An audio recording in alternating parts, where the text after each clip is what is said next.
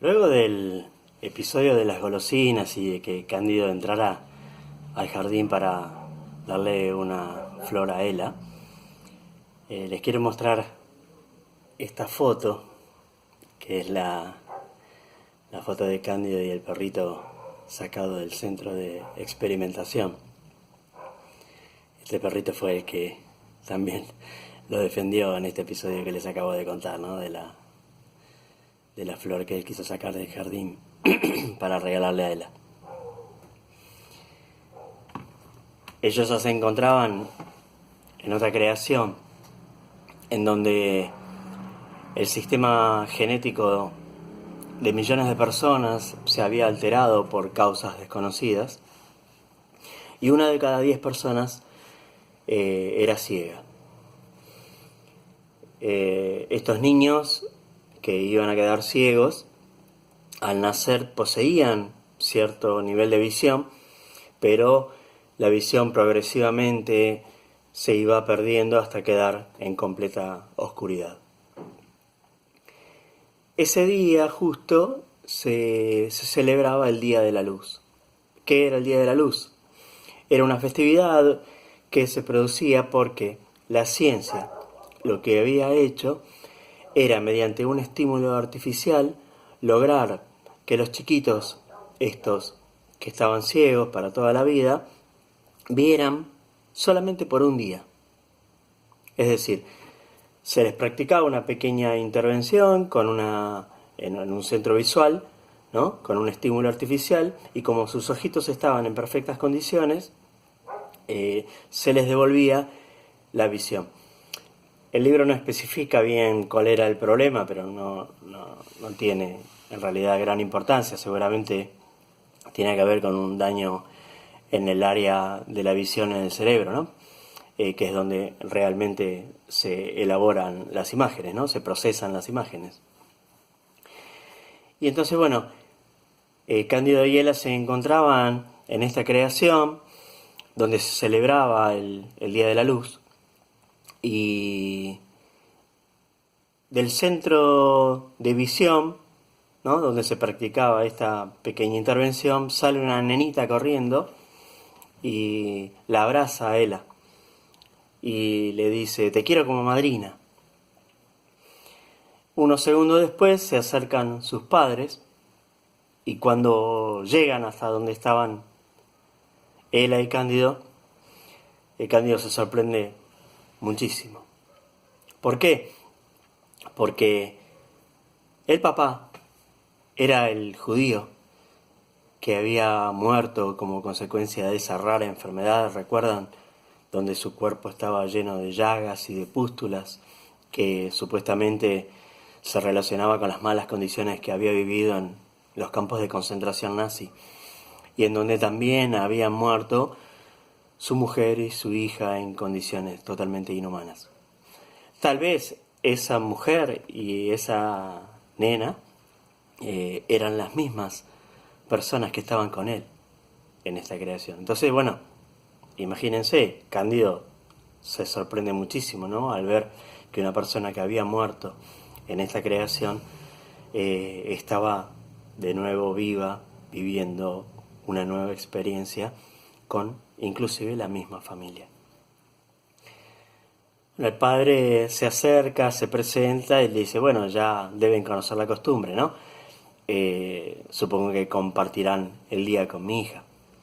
Obviamente él acepta la invitación, los invitan a cenar, y bueno, cuando llegan a la casa, el papá era biólogo, era un biólogo dedicado más que nada a lo relacionado con el origen de la vida y la diversidad biológica, las cuestiones evolutivas, y tenía su casa llena de peceras, de terrarios, y él se le notaba una especie de pasión por todas estas cuestiones, ¿no? Relacionadas con el camino que iban teniendo los seres vivos hasta alcanzar características evolutivas que hicieran que se adaptaran mejor al medio ambiente. Eran teorías que Luego Cándido también las adopta en un libro que él publicó, que se llama Dios en la creación. En un principio no se llamaba así, pero bueno, cuando lo conocimos nosotros él editó ese libro. Es un libro puro y exclusivamente de biología, que habla de la presencia de una energía, de una fuerza vital, ¿no?, que organiza a las moléculas, a las células, en definitiva, que llevan de la mano al proceso evolutivo. El señor le explicaba con pasión a Cándido, ¿no?, todas estas teorías, cuando de repente interrumpe la conversación la esposa y les dice que ya estaba lista la cena y que se acercaran porque después iban a producirse los festejos. Ella en este momento se entristece, ¿no?, y le comenta a Cándido que luego de la cena se iba a hacer como una despedida con fuegos artificiales, y era un momento bastante triste, razón por la cual ella prefería irse antes, ¿no?, porque le entristecía muchísimo ese momento. Se sientan a cenar, disfrutan de la comida que había hecho la señora, y Cándido cuenta que para él era algo sumamente especial. Él estaba, imagínense, disfrutando una cena con ella, una guía espiritual, y con un hombre que en esta creación ya estaba muerto, ¿no? Imagínense, pónganse en el lugar de él, ¿no? Bueno, finalmente, después de cenar, se acercan a un gran ventanal en donde miles de violinistas ciegos tocaban una hermosísima melodía que se denominaba el himno de la luz. Y bueno, ahí es cuando Cándido siente la necesidad, ¿no?, de decirle a ella, yo he conocido a este hombre en mi mundo y ha fallecido como consecuencia de una terrible enfermedad, al igual que su esposa y su hija, que calculo que deben ser las mismas. Tuvo una vida totalmente sufrida, miserable en mi mundo. Si la nena recuperara la vista, la felicidad sería completa, y eso en cierta manera compensaría el sufrimiento, ¿no?, que ha vivido. Y entonces él le responde, le da esta gran enseñanza y le dice: nada puedo hacer por mi propia voluntad. El milagro ocurre por causas que desconozco. Pero la creación es mágica y cualquier cosa puede ocurrir.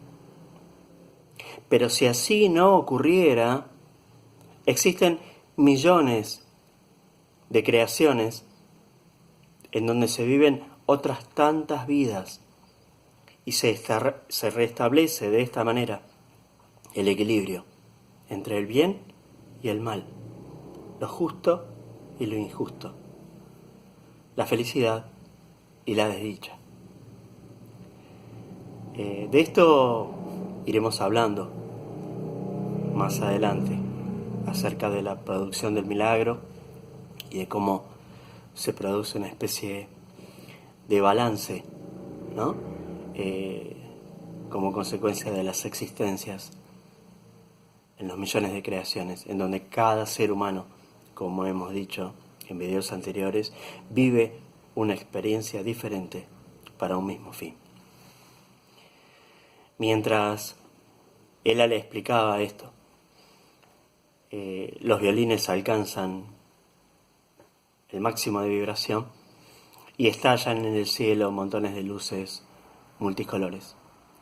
Ese era el regalo que la comunidad le ofrecía a todos estos chiquitos que volverían nuevamente a estar ciegos por otros largos 5 años. Luego de esto, Cándido y Ela se despiden y salen a la calle.